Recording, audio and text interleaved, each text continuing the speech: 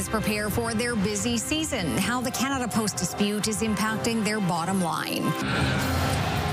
Disturbing details about the death of a Saskatoon woman, what was heard in a Saskatoon courtroom.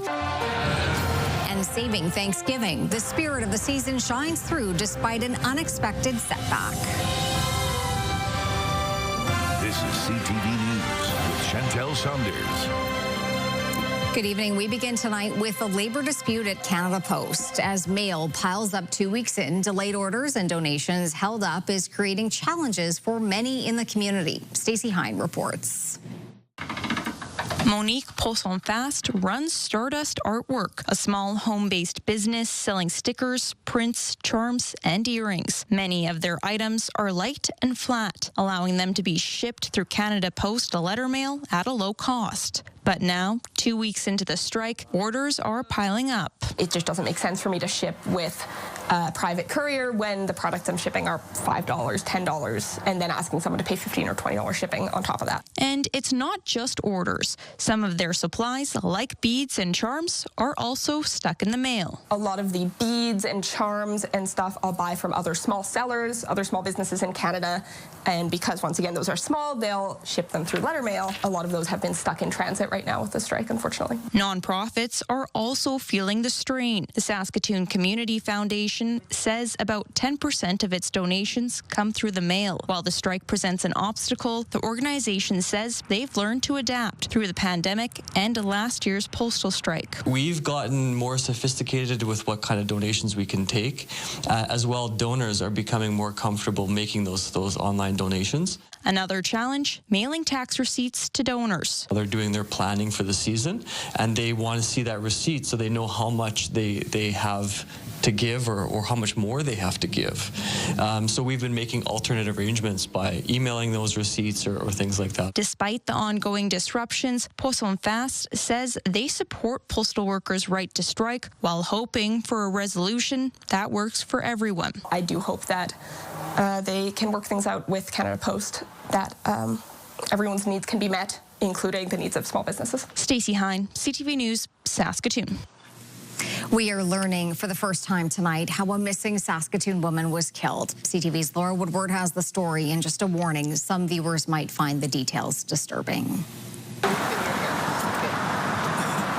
Roderick Sutherland enters Saskatoon's Court of King's Bench on day 4 of his manslaughter trial as Robert Thomas takes the stand. Thomas was in the garage with Sutherland, the same garage where 30-year-old Megan Gallagher was killed. Court heard Gallagher died on September 20th, 2020, while restrained to a chair. Thomas told court that about a month before, he was held hostage and stabbed multiple times. He testified he feared it would happen again and suspected Gallagher was in the garage to set him up. Thomas testified there was a group of people in the garage, including Summer Sky Henry. He testified that he asked Henry to wrap Gallagher's body in plastic wrap, but she didn't wrap her body. She ended up wrapping her whole face, Thomas testified. He said when he approached Gallagher, she was dead. Quiet sobbing could be heard from the gallery as Thomas described Gallagher's final moments.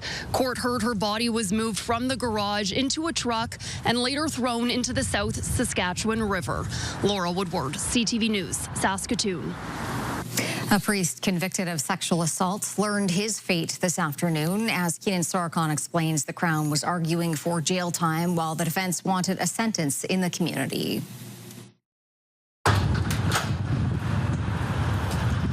The family of Yanko Kolasnai leave provincial court Thursday without their husband and father, moments after the 72-year-old priest was sentenced to 8 months in jail. Justice Lua Gibbs says the high level of trust as a spiritual figure and the vulnerability of the 13-year-old victim went into her decision after Kolasnai kissed the girl on her lips without consent in a supply room at the Ukrainian Catholic Cathedral of St. George back in 2023. The judge gave careful consideration to all the factors and today accepted that that was the appropriate sentence. The girl was a recently landed refugee from Ukraine who would clean the church weekly with her mother when the assault happened.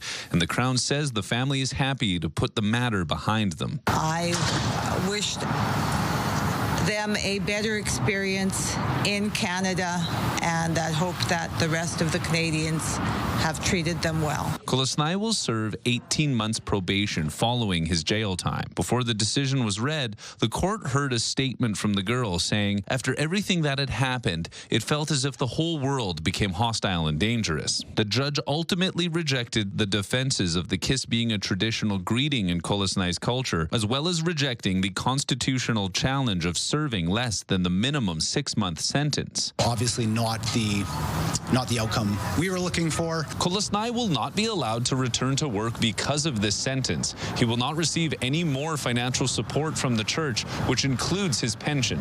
Keenan Sorakan, CTV News, Saskatoon. The driver of a motorcycle is in hospital with life-threatening injuries following a crash in the University Heights area. The motorcycle and an SUV collided at the intersection of Attridge Drive and Heel Avenue just before 3 o'clock yesterday afternoon. The 20-year-old motorcyclist was taken to hospital in serious condition. The driver of the SUV was not injured. Collision analysts with the Saskatoon Police Service are investigating. And one person was taken to hospital after falling from the roof of a home in the Westmount neighborhood. Paramedics and the fire department were called just before 6 o'clock yesterday afternoon. The fire department says a resident slipped off the roof and required medical treatment. It's not clear if the person was wearing any safety gear, but it appears shingle work was being done at the home.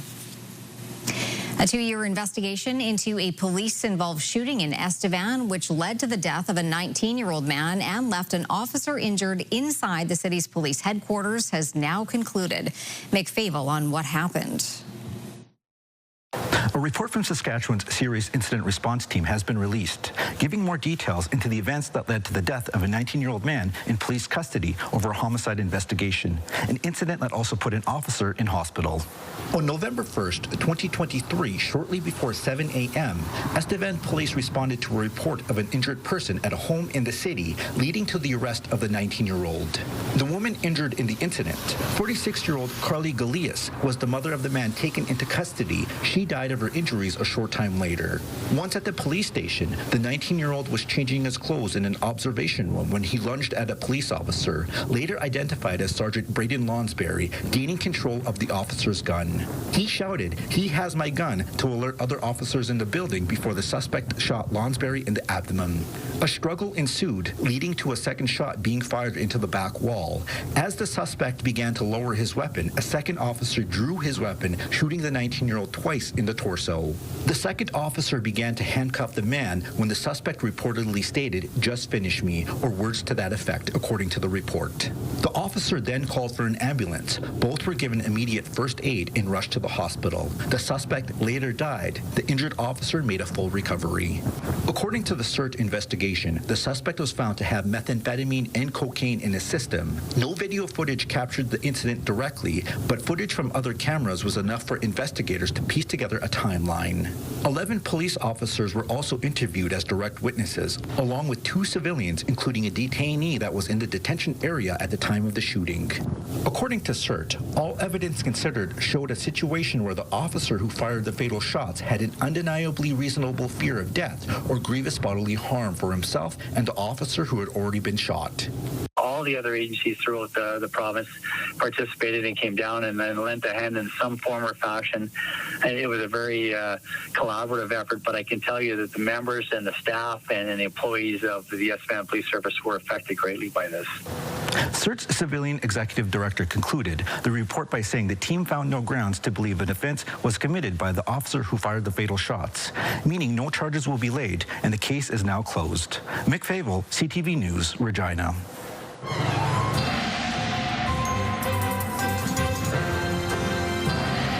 Jeff, another lovely day out there, another couple days ahead just like that. That's right. That's right. That's the positive spin. Yes, we do have a couple of more days that are going to be even warmer.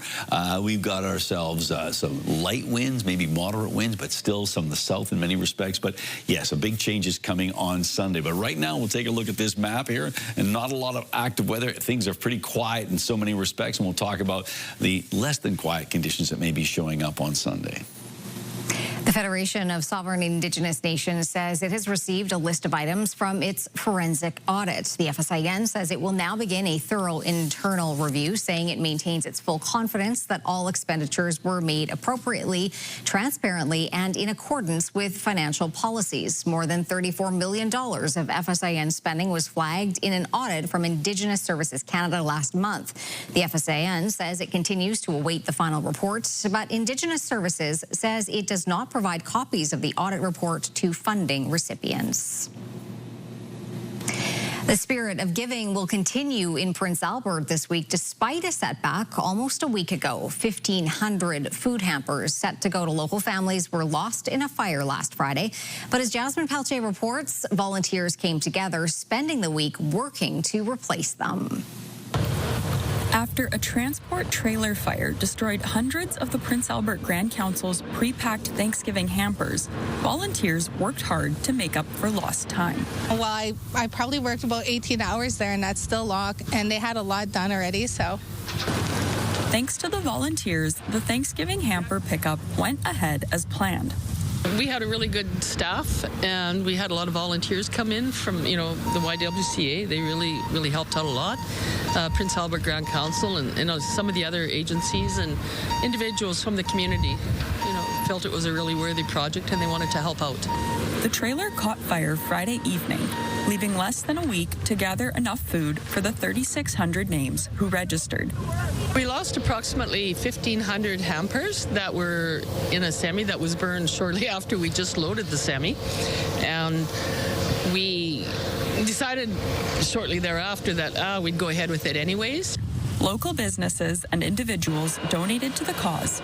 Even organizations from out of province pitched in. There was some donations coming in from down east. There was a couple of Sammys of food came in from the Leamington Food Hub in Windsor, by Windsor, Ontario. Volunteers and staff were still working on the hampers during the pickup.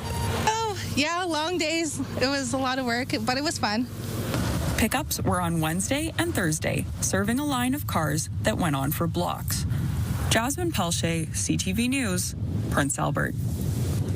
Saskatchewan's harvest season is coming to a close, and with winter right around the corner, part of the province still has some work to do. Damien Smith reports. It's the final push for crop producers in Saskatchewan, with the end of harvest in sight. After a later than usual start in late August, the province is reporting 93% of the provincial crop is in the bin, still lagging slightly behind the 5-year average, even as dry conditions let farmers play catch up. That's when it really kicked off. It started later than most years, I guess. So harvest was behind for a lot of the harvest period, but then there were just not a lot of rainfall, dry conditions, which allowed producers to get lots of combining done. The vast majority of cereal crops like wheat and barley are done, while more progress still needs to be made on chickpeas, soybeans, and flaxseed. Flax is a little bit of a longer growing season, but it's also very hardy. It's not really affected too much by adverse weather later in the fall. So hoping if things go good today that we'll wrap up our flax harvest, which will be the end of our harvest completely. Overall crop health is considered good, but the Ministry of Agriculture also says yields and crop quality largely depend on the region and how much rain fell over the course of the growing season. Those factors will each play a role in how the crops are graded at the elevators. When they hauled it to the elevator grades it and puts it into one of these 4 categories, and basically that determines the price that the producer will get for that grain. I believe the majority of the grain and the majority of the wheat coming off in this area is falling into that number 1 grade. Regionally, West Central Saskatchewan is closest to the end of harvest at 96%, with most other regions close behind. As producers wrap up harvest, fall field work is getting underway, including spraying for weeds, harrowing, fertilizing, and more. Damien Smith, CTV News, Regina. Tomorrow is World Homelessness Day, and the Saskatoon Community Foundation is donating more than $1 million to support 3 initiatives. The funding comes from the Robert Stein Fund to alleviate homelessness. $414,000 goes to Sask Native Rentals. $454,000 goes to Station 20 West System Navigation Hub, and $200,000 for the City of Saskatoon's warm-up shelter support. These initiatives span immediate safety, system-level coordination, and culturally informed support, a holistic approach to addressing homelessness that reflects community leadership and what that should look like. The Saskatoon Community Foundation is calling on residents to be a Bob and donate to the Give YXC Fund, which directs funds to support homelessness and other pressing issues. Still to come, what the Prime Minister accomplished in his talks south of the border. Also holding out hope a peace deal in the Middle East will hold.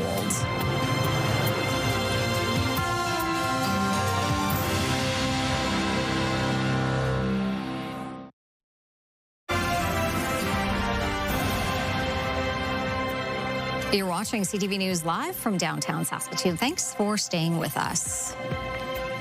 There is joy and relief on both sides after an apparent breakthrough in efforts to end the devastation and the war between Israel and Hamas.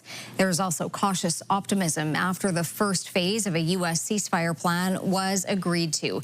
It includes a halt to the fighting, a return of the hostages in exchange for Palestinian prisoners, and the delivery of food and aid to Gaza. CTV's Heather Wright has those details. Standing on top of emergency vehicles, paramedics in Gaza City celebrate the first step toward peace. Honestly, these are indescribable feelings, this man says. We can't believe it. At Hostage Square in Tel Aviv, dancing and singing. Hope that finally the hostages will soon be home. This is the joy that we are waiting for. While many important details still need to be ironed out, the first phase of this truce will see all remaining Israeli hostages freed in exchange for hundreds of Palestinians being held in Israeli jails. Israeli forces will also withdraw to an agreed-upon line. The next 48 hours are crucial. We urge the parties, particularly Hamas, to follow through, release all the hostages. Many questions still remain, with the more contentious elements of a long-term deal yet to be agreed to, including Israeli demands that Hamas disarm and the complete withdrawal of Israeli troops from the enclave. When they disarm, whether Israel withdraws sufficiently to send a signal to Hamas that they can disarm. Those are the questions going forward. In the meantime, Israel is preparing hospitals to receive the hostages once they are released after more than 730 days in captivity. Palestinians hopeful that once the bombing stops, they can begin to rebuild their lives. A daunting task with an estimated 2 million people displaced, according to the United Nations, and much of the enclave reduced to rubble. What we need, of course, is humanitarian supplies. We need food, we need water, hygiene, tents, equipment for the winter to support people in this new phase of the response. U.S. President Donald Trump says the 48 remaining hostages will be released on either Monday or Tuesday, 20 of whom are still believed to be alive. Heather Wright, CTV News, Toronto. It's still unclear what Mark Carney accomplished on his trip to Washington this week to meet with Donald Trump. But as Mike Likacher reports, a comment by the U.S. Secretary of Commerce initially sent a chill across the border. A day after the American Commerce Secretary said Canada must come second to the U.S. in the auto sector, Canadian lawmakers and car makers insist the industry isn't in danger. They don't ask, is it Canadian or American? They said, can we ship it by Tuesday? At a Senate Committee on Foreign Affairs, Canadian automotive groups tried to calm the waters. The head of the Canadian Vehicle Manufacturers Association says Howard Lutnick's comments are just posturing. We know that we need each other. We have an integrated supply chain. Canada is the most important market for the U.S. auto manufacturing sector. So we should expect these ups and downs through the next few weeks. The U.S. currently has a 25% tariff on Canadian-made cars, with a carve-out for the U.S. elements in those vehicles. However, the Canadian auto parts industry says their American counterparts are lobbying the White House. Those Canadian assembly plants buy $25 billion worth of parts from our factories every year, and you're hurting us. The Ford Motor Company reported that tariffs will cost it about $2 billion U.S. this year. General Motors lost $1.1 billion in the second quarter. Conservative leader Pierre Poilievre says the Prime Minister isn't standing up for the industry. He's accepting second place for Canadian auto workers and continuing tariffs on our finished products. The federal finance minister disagrees, saying the Carney government is fighting for the auto sector and its workers. I see ourselves, when I say that, Canada and the U.S. more as complementary than in real competition. That argument is likely being made by the Minister of Canada-U.S. Trade, Dominic LeBlanc, who remains in Washington to continue talks with his American counterparts.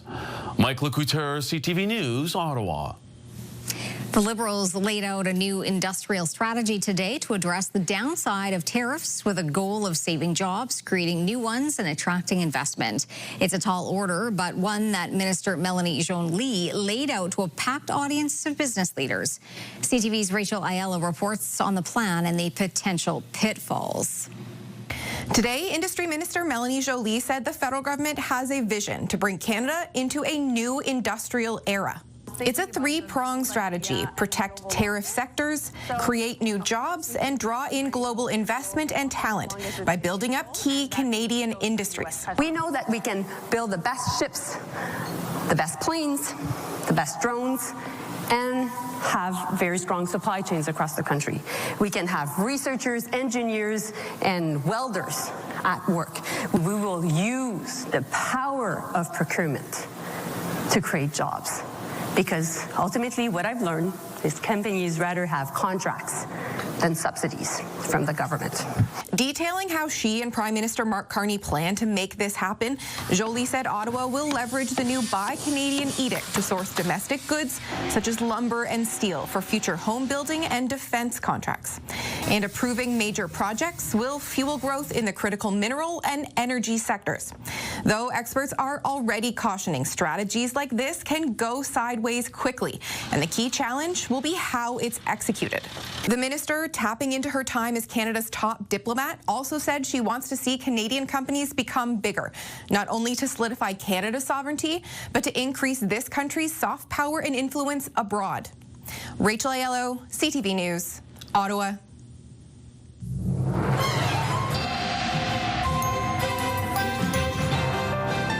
Hey there, Saskatoon. I'm Megan Phillips, and I'm perimenopausal.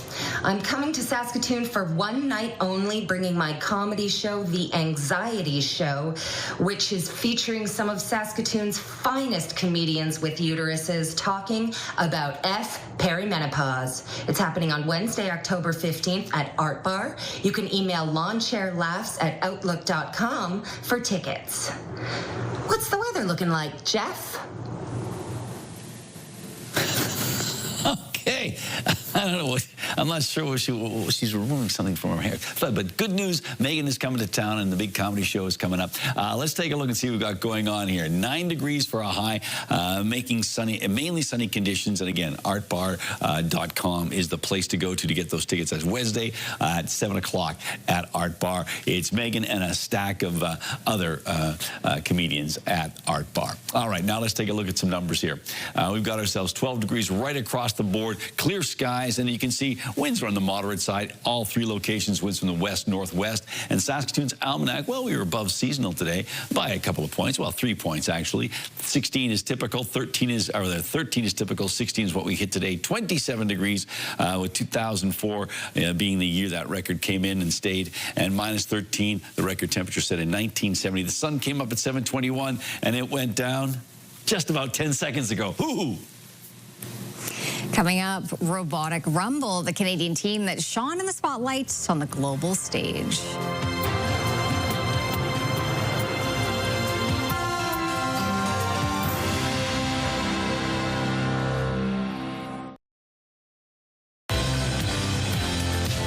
Friday is World Mental Health Day. Tomorrow on Your Morning Saskatchewan, we are learning about the importance of the day and how you can improve your own mental health.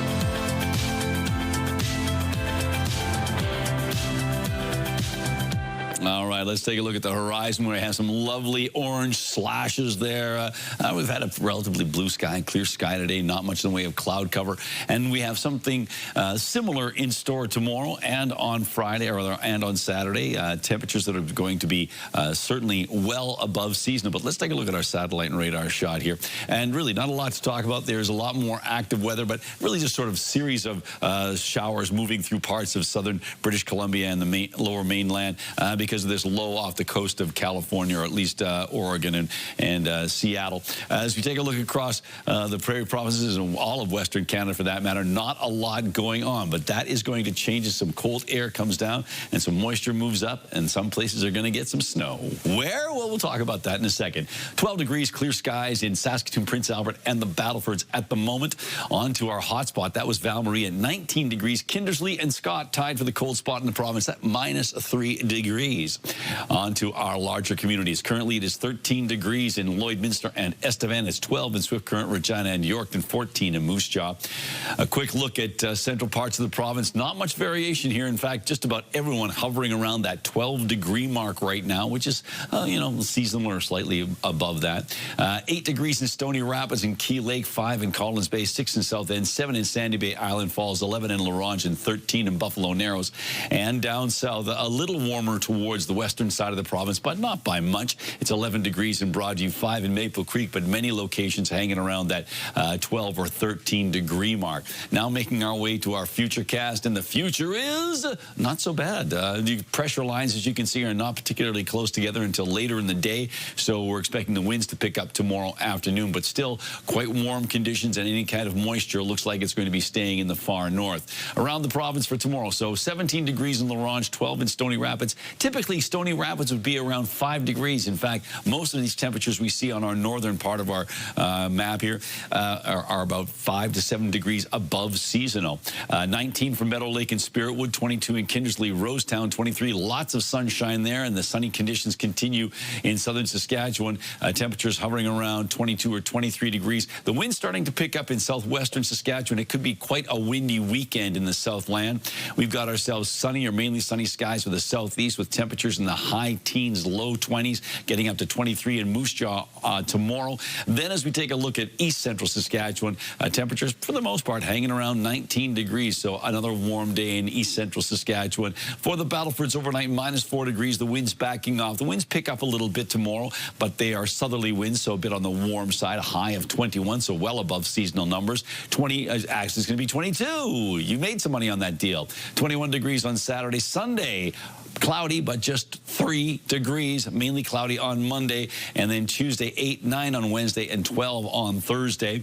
Into the Prince Albert area, dropping down to -4, clear and cold conditions tonight, tomorrow. Wind gusts up around 40, but they are out of the south. 19 for a high, 22 on Saturday. Sunday, a chance of some showers, and what a drop. 22 on Saturday, 4 on Sunday. Monday, 3 degrees. It's chilly. I think that turkey's cold. And we got ourselves 7 degrees on Tuesday, Wednesday 8, and 10 on Thursday. And finally for Saskatoon, dropping down to -2 tonight. The winds back off. 22 tomorrow with winds out of the southeast, 20 gusting to 40, so a bit of a breezy day. It's a warm wind. 23 degrees with mainly sunny skies on Saturday, but oh, how things change. A very good chance of showers or flurries or a mix of both. 3 degrees on Sunday. Monday, mainly cloudy skies, and back to work Tuesday 8, but getting back to closer to seasonal temperatures by Thursday.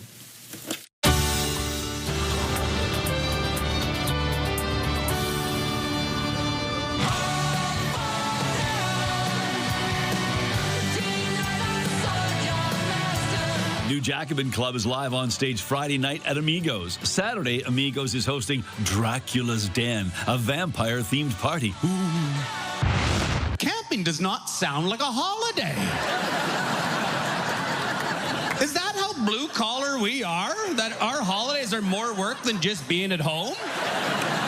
Kelly Taylor laughs in the photos, uncensored stories from the road, pulls into the Capitol Music Club on Saturday.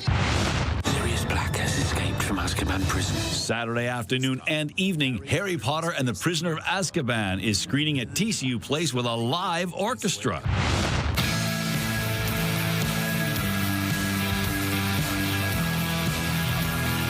The Radiant, No Reservations, is described as an immersive cinematic rock experience. That's Saturday at the Broadway.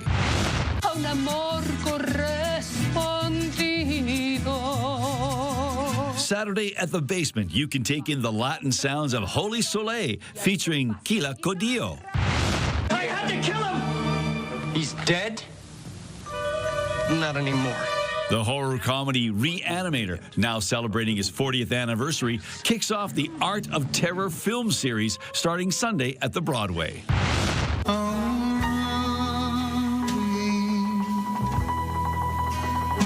Please take it easy on me. Wednesday, the Deep Dark Woods will be in concert at the Capitol Music Club. Also on the bill, Lost Highway Navigators.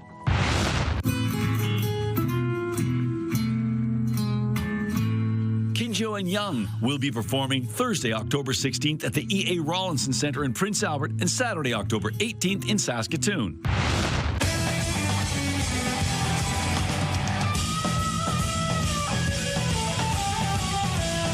Wild Tea and the Spirit returns to Saskatoon October 16th and 17th at the Basement. Different start times each night. All right, Jeff, time for Pick of the Day. What do you have? Well, we have a selection of three, as we often do. We're going to start off with this one. This comes to us from Devin. Now, Devin sent us a number of images. We had to pick one, and he says, these were all taken by myself using an iPhone, and that's it. I'm an amateur photographer trying to get more into photography and maybe land a job someday. I walked in Meewasin, and this is from different parts of the trail. So a lovely shot there, the downtown, and, of course, the traffic bridge. So thank you, Devin. Lori sends us this next one, and it's simply sunrise at Spruce Home, Saskatchewan. A lovely shot there, one of our beautiful living skies. And finally, from Leanne, this picture was taken north of Prince Albert, and I believe the name of the horse is Chantel. So there you go. But it's a lovely shot there. And so thank you, Leanne, for sharing that image with us. And if you'd like to share an image, well, you can do so by sending it to cfqcnews@ctv.ca. And please put Pick of the Day in the subject line. Still to come on CTV News, on the world stage, how a group of students and their inventions in robotics stole the spotlight.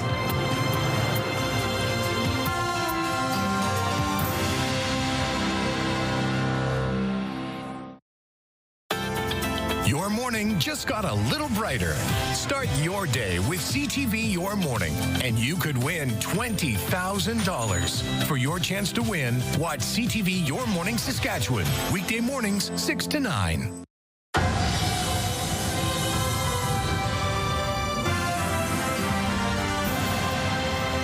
A robotics team at Laurentian University in Sudbury, Ontario, recently shone on the global stage. Amanda Hicks on their inventions that represented Canada. This is just one of the machines that represented Canada at the FIRA Robo World Cup last month in South Korea. The international competition saw 40 teams from more than 10 countries put their robots through tests like lifting weights, sprinting, and the triple jump. Across 5 events, Laurentian University's Robo Parks and Snow Parts teams brought home 4 gold, 2 silver, and 3 bronze medals. Getting this championship from the South Korea, we really feel we can do a lot in Canada, in Ontario, in North Ontario, in Sudbury. I'm so proud with the students, all of them. They chipping times, weekends times, hours into making this happen. It is not easy, especially we have to travel far from Canada to South Korea. All the flights, jet lag, and they still pulling everything together. The team also won the U19 championship. It was the first time a Canadian team has ever competed in that age category, which included high school students from Lockerbie Composite School. It's difficult because sometimes the robots will not tell you why it's wrong. You need to find the wrong by yourself. Today, MPP Jamie West awarded the students with a legislative scroll in recognition of their achievements. So, you know, inspiring and letting younger people know what's possible is also important to us. And with the rapid advancement of artificial intelligence, Lau says more students have become interested in robotics. I'm happy to see more and more students actually get involved. I started the lab with just only 2 students in 2024. Now I have more than 10 or 15 students. Canada will host the Robo World Cup for the first time next year in Markham. Lau says teams already have their sights set on 2026, and he hopes to get more students involved across additional categories by the time the event rolls around. Amanda Hicks, CTV News, Sudbury. When we come back, Saskatchewan football gearing up for a big weekend and crowning Miss Rodeo a second time.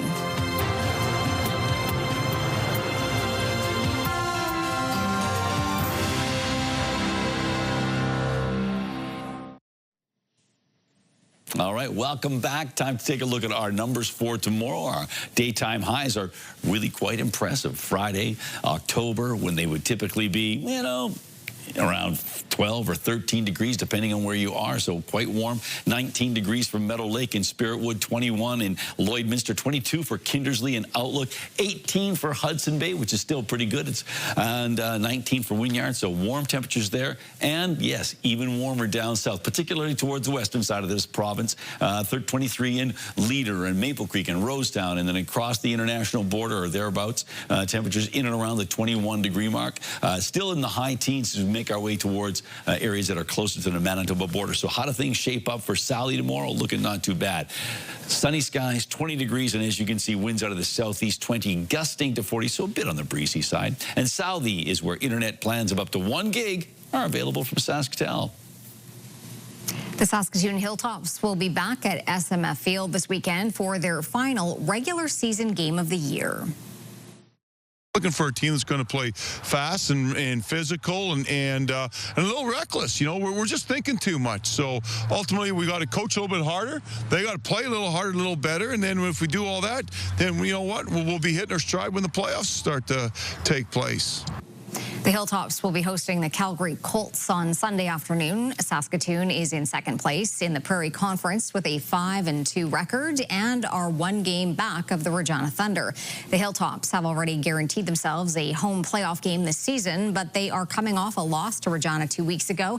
The Hilltops could still finish in first in the standings if they beat Calgary, and Regina loses this weekend to the Edmonton Wildcats. Despite signing a new leg to the roster this week, Brett Lothar will be the Riders' kicker tomorrow night against the Argos. Among the other changes, Dante Myers is headed to the 1-game injured list, as is Roland Milligan Jr. Jacob Carr on how the Green and White are preparing. The musical chairs in the Riders' defensive backfield continues this week, with Roland Milligan set to miss Friday's game. So in steps Sheldrick Redwine, who will be making his first CFL start after being acquired by the Green and White on September 14th. Ro is a hell of a player, as you've seen. You know, just the approach that he takes to the game. He's always the first person in film, you know, staying late, you know, so just having that and just be able to, you know, have to slide in and be able to, you know, not necessarily replace, but, you know, just make sure that there's no drop-off. Saskatchewan has dealt with injuries in the secondary all season, and with another new member set to start for the unit, their head coach says being on the same page is huge. Anybody that's been thrust into position, they put in the extra time for themselves, whether it's with their teammates or their coaches. And in this situation with the DBs, that's exactly what's been going on. So communication is key. Over-communicate. CJ Revis will make his second consecutive start at safety after moving from his normal strong side linebacker spot against Ottawa. And with Redwine making his first start with the club, Revis says playing at safety means being the signal caller of the defense. I think that's my job, you know, to be back there and be the quarterback of the defense, you know, make sure we all lined up in our jobs, and whatever he doesn't know or forgets, I can give him his brain too as well. But he's already a good player, so he'll be fine. The Riders are set to wear their Obsidian alternates on Friday for the final time this season, and there will be much at stake for the team in the game. I love the game. game. You know, I think it's gonna be lights out. We're gonna be in the alternate uniforms. You know, so just that atmosphere. You know, it's electric. You know, it's something that you can't really duplicate too many times. It's a win and clinch situation for Saskatchewan. A victory over the Argos would secure a West final berth at home for the first time since 2019. Jacob Carr, CTV News, Regina. Retailer Aritzia's expansion into the U.S. is going well. Morella Fernandez explains. Revenue is up 32% at Aritzia. The Canadian clothing retailer reported its latest earnings after the trading day ended. Net revenue came in at $812 million for the latest quarter, and that easily surpassed expectations. The company is seeing strong sales in the U.S. They were up 40% year over year. Here are the closing numbers for the day. The Canadian dollar is down more than 1/3 of a cent to 71.30. West Texas Intermediate crude is down close to $1 to 61.03. Western Canadian Select is up to 51.43. And the TSX dropped 232 points today. Those are your business headlines. I'm Morella Fernandez. Turning to local gas prices now, the average price in Saskatoon, $1.28.8 a liter. The lowest price in town is $1.21.9. On Saskatchewan markets, Cameco finished the day at $1.2169, and Nutrien jumped $1.43. Coming up, crowning a Canadian rodeo queen for a second time. Then how one pup was credited with finding a lost senior.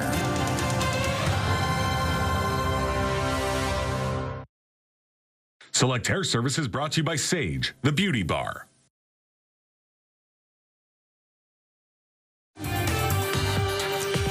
Get comfortable and settle in with these top shows all right here tonight on CTV, starting at 7 with Hell's Kitchen. On 911 Nashville, guitars are burning. No! Okay, moving on. Moving on. A woman crowned Miss Rodeo at Agribition 2025 has been crowned again, but this time as Miss Rodeo Canada.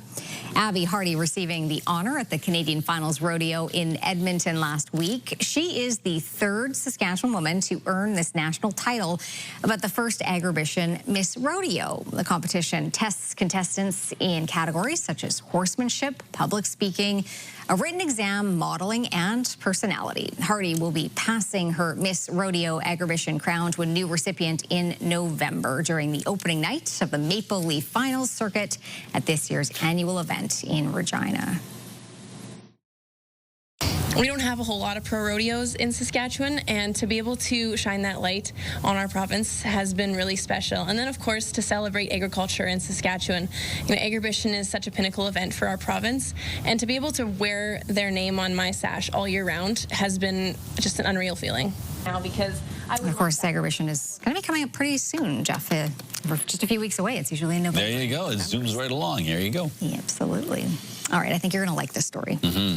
A dog named Eeyore is being hailed a hero, leading a Florida sheriff's deputy to a missing 86-year-old woman. Hi, baby. Where's your mama? Hi.